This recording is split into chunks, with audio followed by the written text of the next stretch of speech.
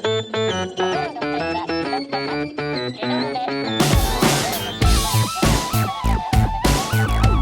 such thing as a fish comic relief marathon. We are on our penultimate fact, our penultimate guest. We're very excited. We are raising a wonderful amount of money. We're on £107,000 right now. Thank you everyone who's donated. As we say though, we just want to get more and more. The charity sector has been hit hard so much by this pandemic this year. We really want to make a difference. So if you can put some money into this, it is going to change lives and help people in need. So please do. So we're now going to do fact number 34 of 35. We're incredibly excited because our guest, put simply, she is probably the greatest stand-up of our time. It is Eddie Izzard. Woo! Hello. Eddie. Oh my goodness, we're excited. Thank you for coming.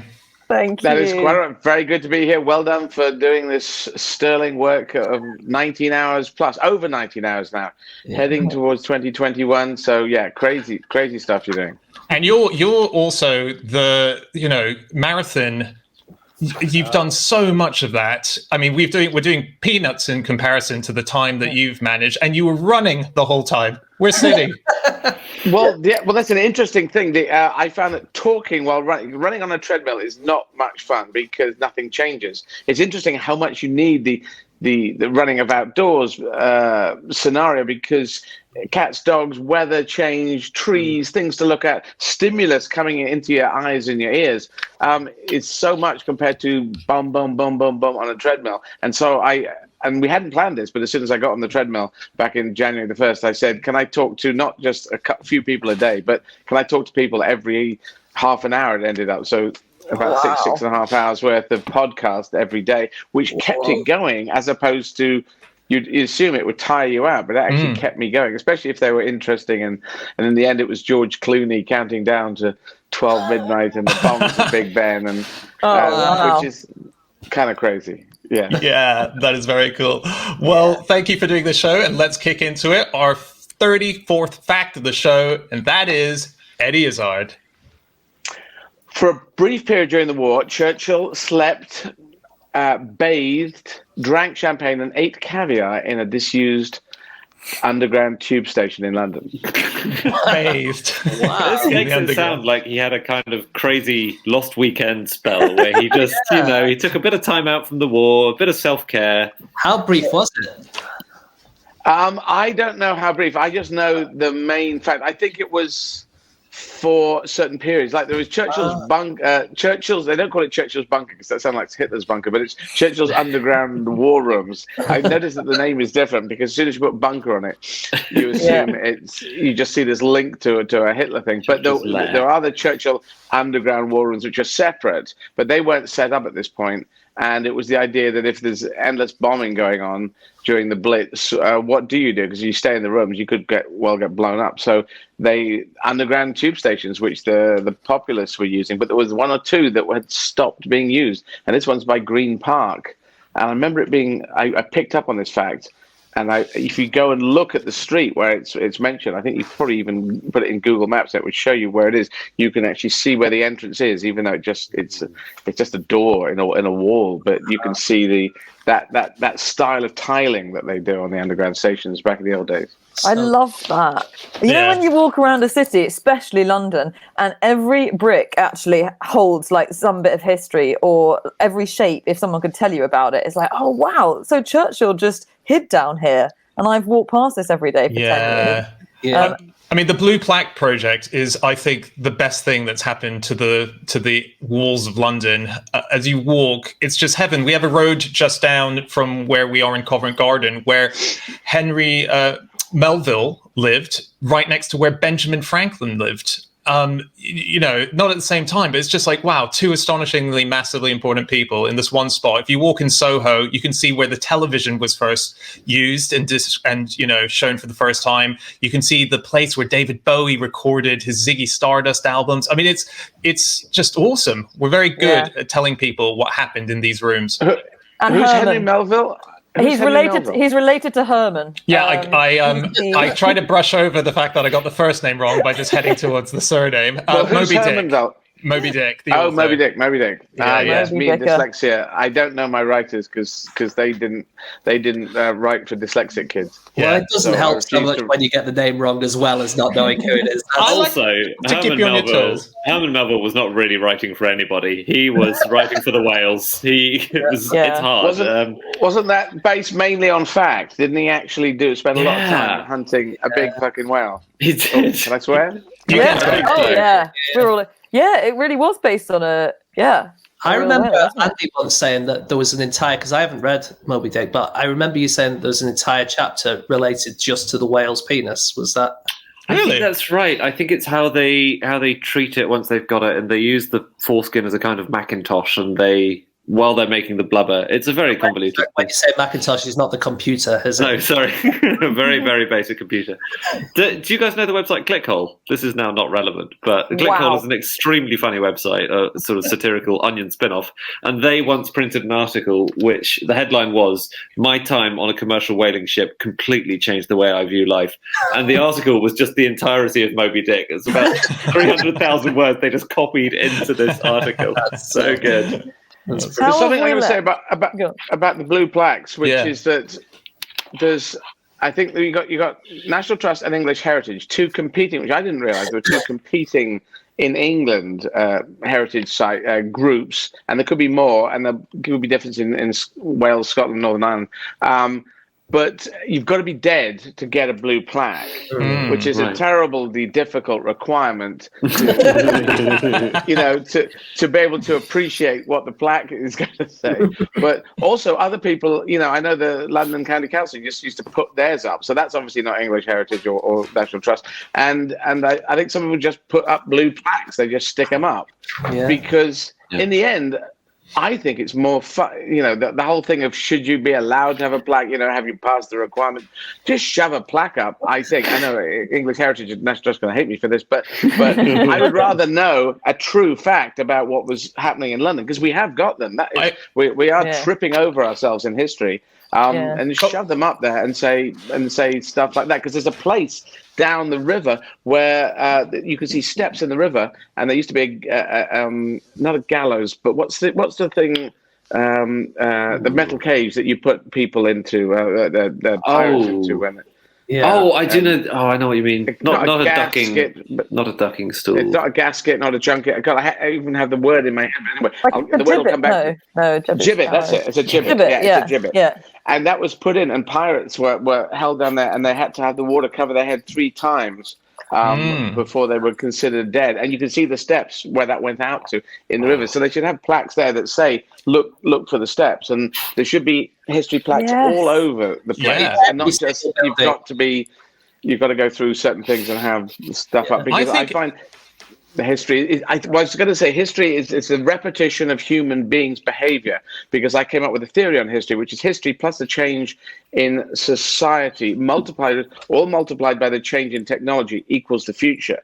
And if you work out the constant repeats of human behavior, and you add in how society slowly bubbles up, and then you factor in the massive change that technology jumps things. If you think back to pamphleteering, and I remember the English Civil War, and they were talking about, the royalist pamphleteers got hold of this, and then the parliamentary pamphleteers that is social media. That was social media for the time, and they were just chucking them out. Put the ink on, get the thing set, chuck it out, guys. God, look at this, isn't it? And they were obviously going, this is amazing, these printing presses. Gutenberg's done a Bible, but stuff that. Let's just, flip it to the other side. And everyone was doing that. That was social, and that's happened all the way through history. Human beings, again, saying we can use this tool to move things forward. Yeah. I think that there should be blue plaques for things even currently going on. Like, for example, that currently on Mars, we have the Perseverance rover that's going around. It's going to be digging stuff up. The person who is in charge of telling it where to go and where to do the digging was meant to be working in America, but due to the pandemic is stuck and has had to set up shop on his own in an apartment above a hairdresser's in South London, in Lewisham. The Mars rover is being driven by someone in an apartment in Lewisham right now. That's amazing. I want a plaque on that high street wall saying now, Mars. Is there not some not some privacy issues here, Dan? No, you're just going to put plaques on everyone's house saying who lives here. And what I think if it's, not a job. I don't. Yeah, I don't think you have to force them onto people's houses, but people might, would it make it negative? I'm not sure. I suppose people don't want people standing outside their houses just staring in. David Bowie's house in Brixton, where he was born. It's just I don't know if there's a plaque out there. I think there is a plaque, but it's just a house, which of course you just get born in a house. Churchill was born in Blenheim Palace, but never lived there. I'm intrigued also about the people who were born into families that I suppose the Duke of Marlborough who won a battle that no one seems to care about anymore. And we don't know what hell he did. And he got Blenheim Palace, and that's a big to do. But if you ask anyone in the street what Blenheim Palace is about and the Duke of Marlborough, they wouldn't know that. They'd know about Churchill. Yeah. But he was not a vague relation, but right down. He wasn't a direct line thing, and that often doesn't happen. If you have someone who does amazing things, the next kid will not necessarily do those kind of things. Probably because the parent sucks up all the hoovers up all the talent. Oh no. Well, something or the struggle. Maybe the struggle. You see, because I think determination is more important than raw talent. And so some people have raw talent. We've all seen this as kids with raw talent. Hey, that kid's going to do something. And then they don't necessarily do that because it's determination, the raw talent plus applied determination that gets to honing and developing things and pulling things out of them that were in it. That's why I encourage all kids to go for, if you shoot for the stars, you can reach the moon. Yeah. That's one of my mottos. We had Angela Duckworth on here earlier on, about 10 hours ago or something. And her idea is that basically it's raw talent multiplied by hard work. That gives you skill. And then it's skill multiplied by hard work. And that gives you success. I'd go with that. It's pretty much, her thesis is basically exactly what you're saying. And it's the problem with a lot of education today is that kids pass IQ tests when they're 10 and are told they're really geniuses. And what people like Angela Duckworth find is it's irrelevant. You're not going to be happy when you're 30 or successful unless you've got grit, determination, staying power. So unless you've run 30 marathons or stayed up for 30 hours. So yes, it's my double marathons that I'm most proud of, because when you run a marathon, you go, okay, that's enough. And then if you put a second marathon right on it, and all ultra runners have done this, it goes a bit weird because you just have to ignore the fact and just carry on. You can't punch the sky. You can't do anything. You just have to keep going. So to finish that's great. I did a half marathon once, and I always feel really intimidated when I see someone who's done a full marathon. And right now, I might as well be 1 inch high.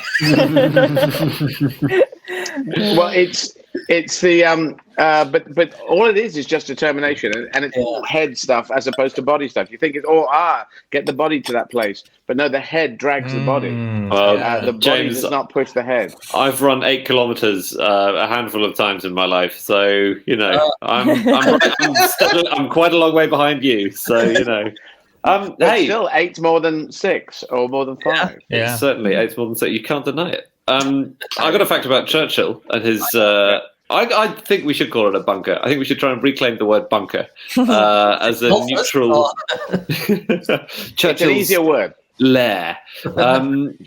So this is a really. I really hope this is true. I found it in a couple of places. It was thought for a while that he'd had a flushing loo installed for his own private use down in this is the Cabinet War Room, so they're right under Whitehall, which by the way were not bomb-proof. Hitler's bunker was about 40 feet down, could have withstood bombing. All the Cabinet War Rooms about 12 feet down. Bomb lands on that, they would have instantly been, landed on. Anyway, there was a loo-style lock put on this door and a new door put in. And one of the things where you flip it over so it says vacant or engaged, that thing. Yeah. But it wasn't a loo. Everyone thought, Churchill's in the loo again. That was actually his room to phone the US president. And really, it was a lovely, just casual bit of misdirection. If you didn't know, you would just think he's in the loo, and actually that was his private communication room. Wow. Yeah. And you could have, if you listened in, surely there would be strange. Yes, Mr. President. No, Mr. President. And what is? He comes out. That's what I call my penis. You think he had a funny relationship with himself? Yeah. But the phone went through Selfridges. The phone line went through the basement of Selfridges. Really? Yeah, there wasn't enough room for the computer necessary to get a secure phone line down there, so they had to kind of route it to the basement of Selfridges and then on from there. Yeah. And it must have gone under the Atlantic on a cable. Yeah. I assume. I don't think it was a Sky thing. No. That's absolutely true. You can see that on the underground bunker thing that he goes in. What was it? He also had a train. He also had a train that he had to turn up. And they all had trains special trains to turn up. I mean, because Churchill loved the luxury. He ate better than he'd ever eaten. And everyone was kind of starving in the war. It was just kind of played down. But yeah, he ate better. This caviar and champagne. I mean, he got up and drank champagne and drank whiskey. He was a high functioning alcoholic, but and sort of semi-functioning at certain times, and then having naps in the afternoon. But naps are now considered a good thing to have. But he had a train, and and he ate fabulously well. And a lot of the officers were kind of a bit thrown by this, but just sort of went along with it because what are you going to do? But yeah, he was eating fabulously well, and people were struggling by on rations. Yeah.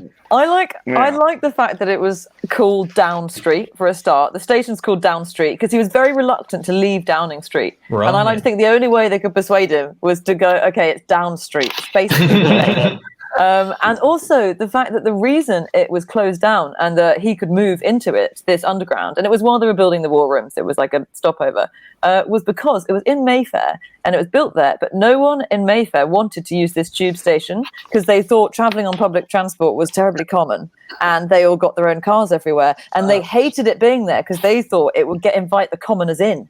And so they refused to use it, so it closed, and that's why Churchill got the run of the place. So funny. There you go. Snobbery. There you go. That in there. Cool.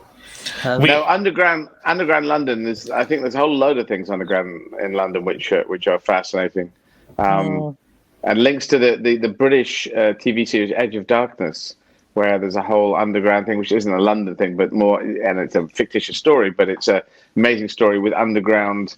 Nuclear bunker setups, which are always fascinating to see in stories, be they true or fictitious. So if anyone hasn't seen Edge of Darkness, the British one, haven't. Bob Peck, it is fantastic. I actually saw it and thought it was amazing first time round.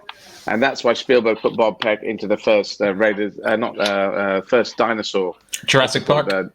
Jurassic Park, yeah, that's Bob Peck in there, the guy in charge of the raptors. And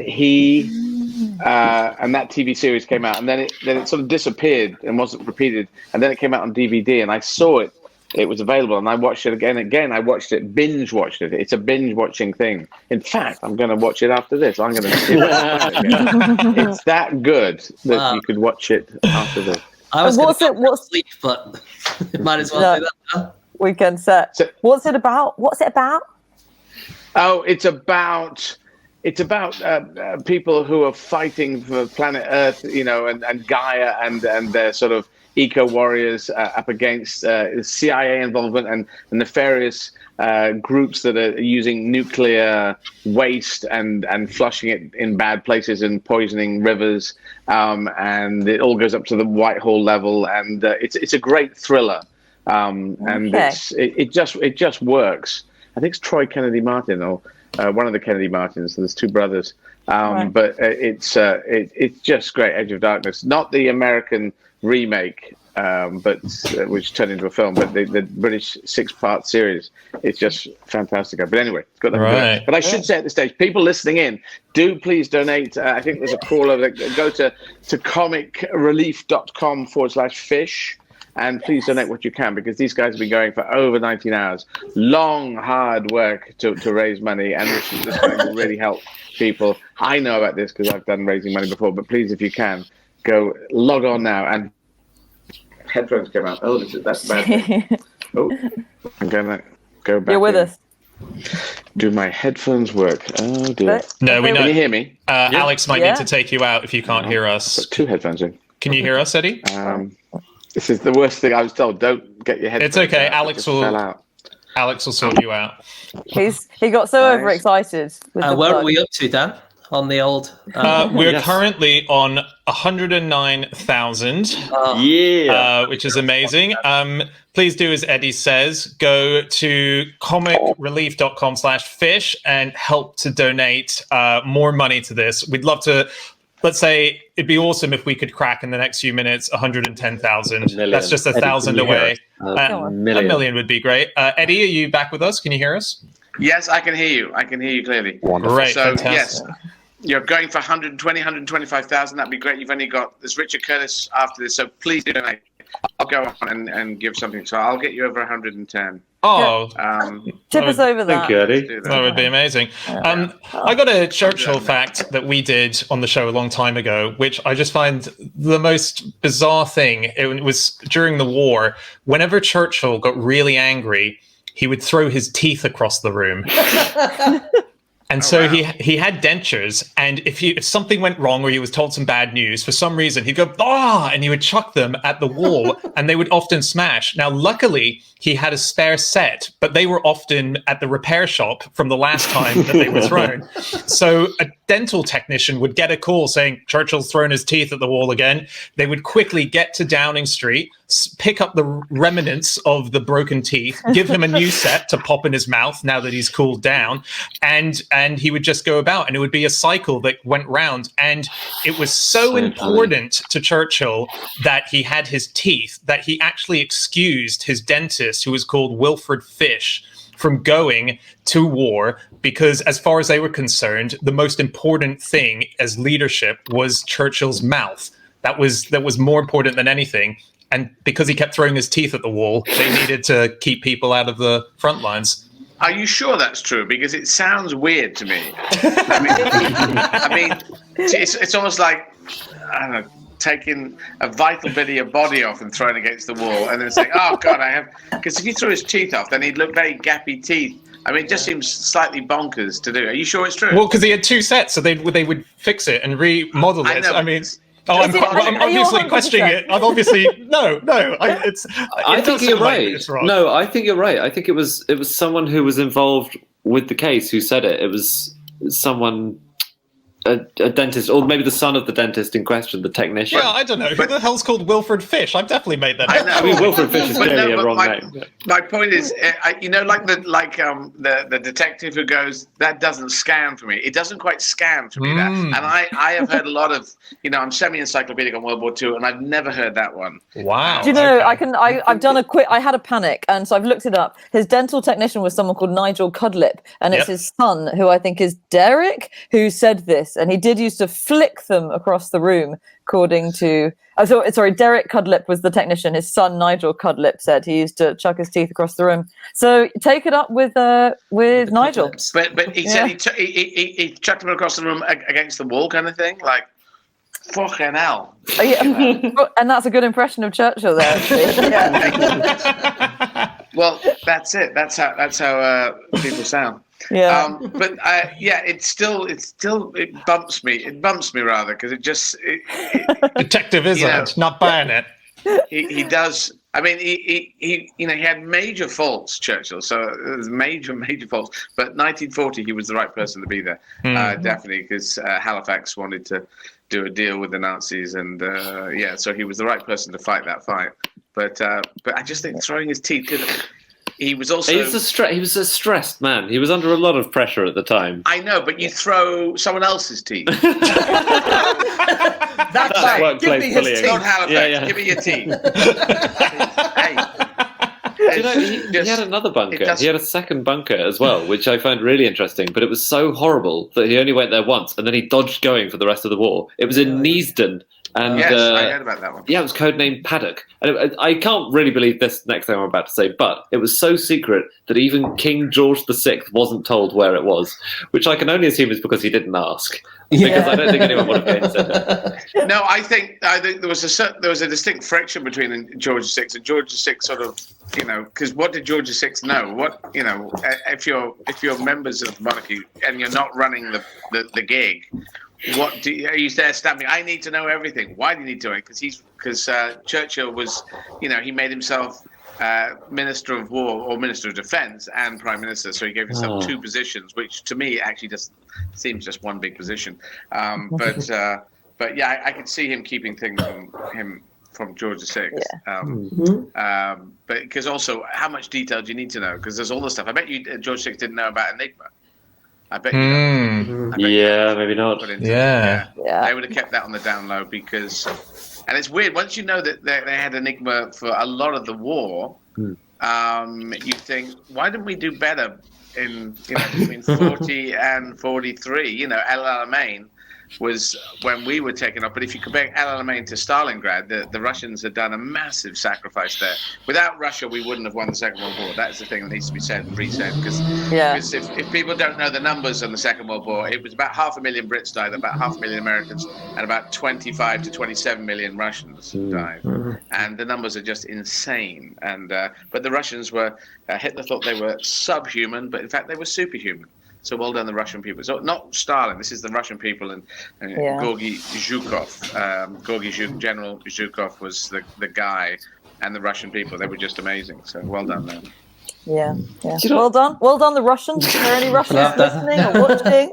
Absolutely. And I donate to a charity that still is trying to find Russian dead people who are buried in war, just ended up and they dig up bodies that were died in battle. Oh wow! Just covered over. Yeah, it's that many. I mean, it is a ridiculous thing. We need to thank the Russian people just because the average Russian person was a great fighter, and we knew it at the time, and they talked all about it. We were just because are we doing enough in Britain, and the Russians were doing this amazing work, and it's the Russian people. That's the brilliant thing. It's not Stalin. It's from Zhukov down, and Chuikov, who was running Stalingrad, but really Zhukov, and just the average person was just, and the women as well. The women and the men fought like crazy.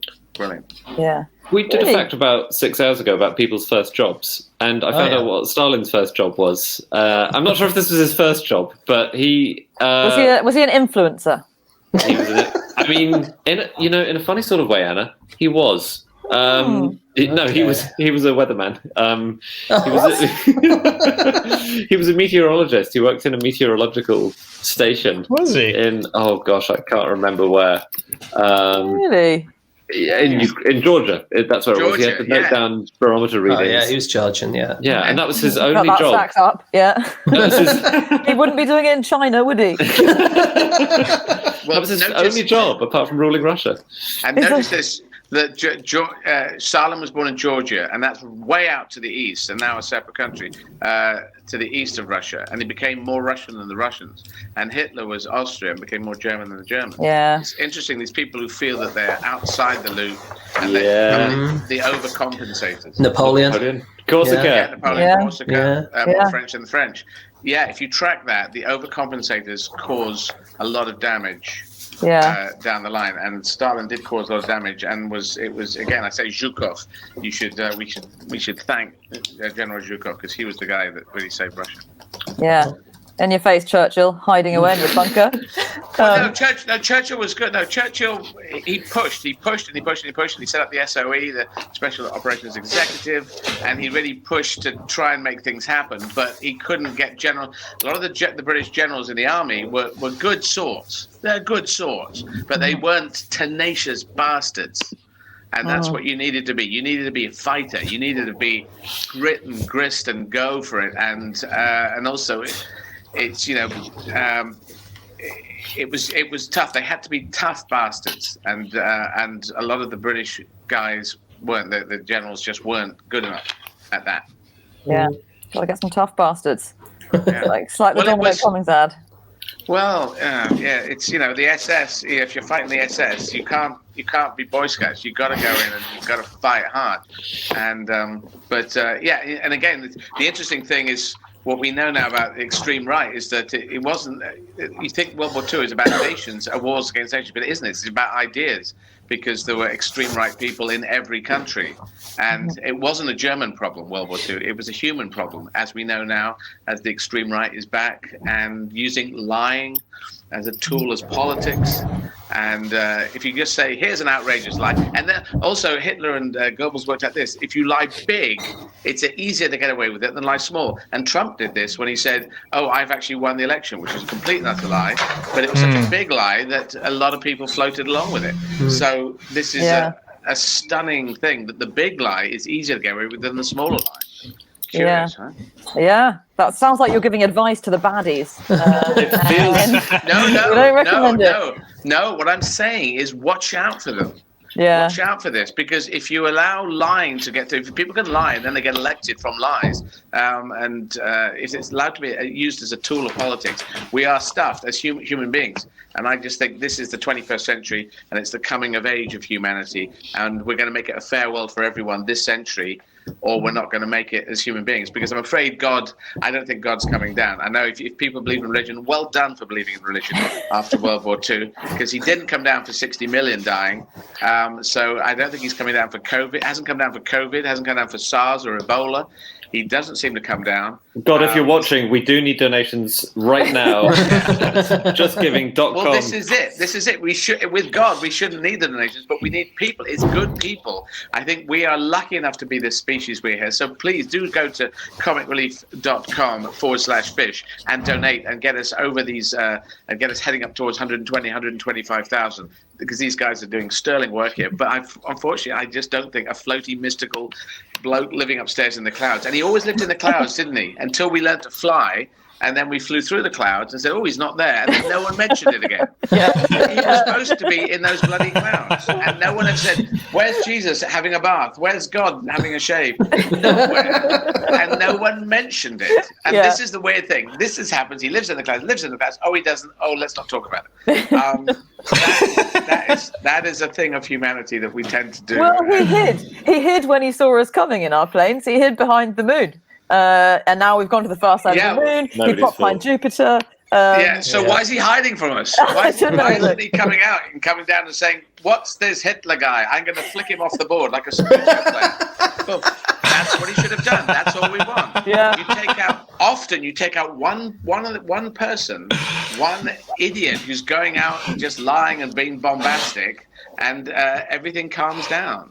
It's interesting. And throughout the history of humanity, one idiot will go out and say, "Come on, let's go and do murder and do crazy things." And imagine if that's how our reality functioned, that you could be watching someone give a speech and suddenly they just get pulverized with a flick.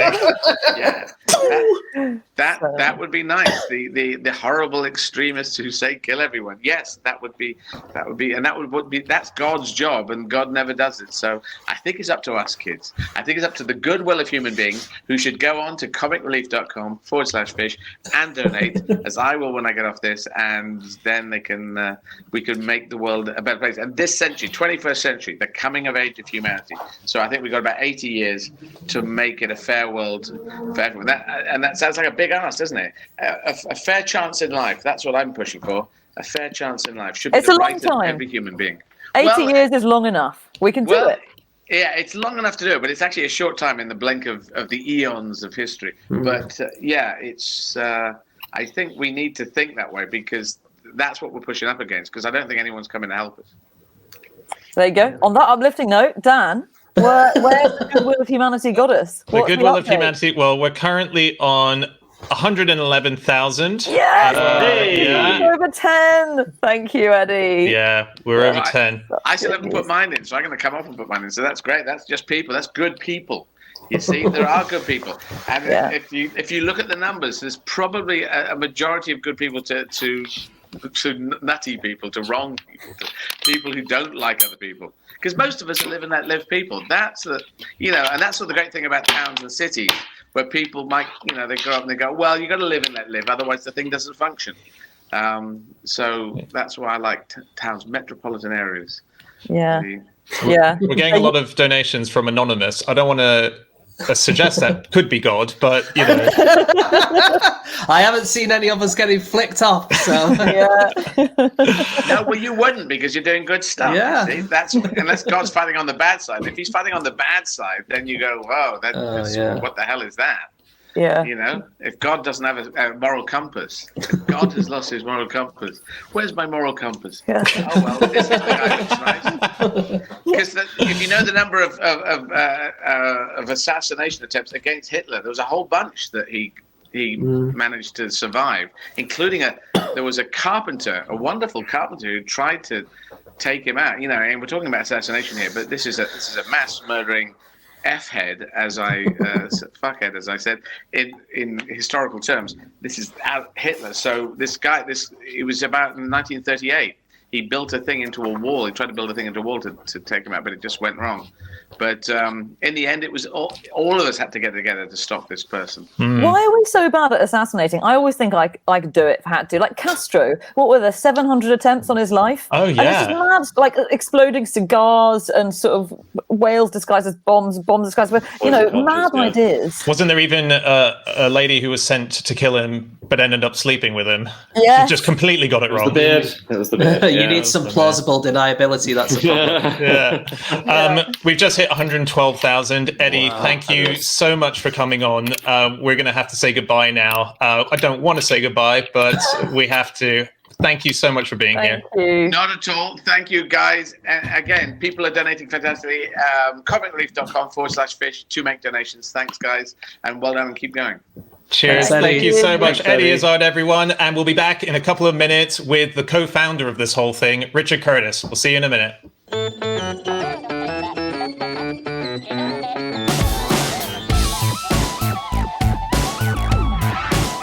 Hey everybody, we hope you enjoyed watching that video from our 20-hour-long No Such Thing as a Fish comic relief marathon. There are plenty more videos to watch, but before you watch them, we're going to ask you to donate to the cause that we did this for. Go to the link below and you will be sent to comicrelief.com/fish where you can donate and help change lives. Donate now.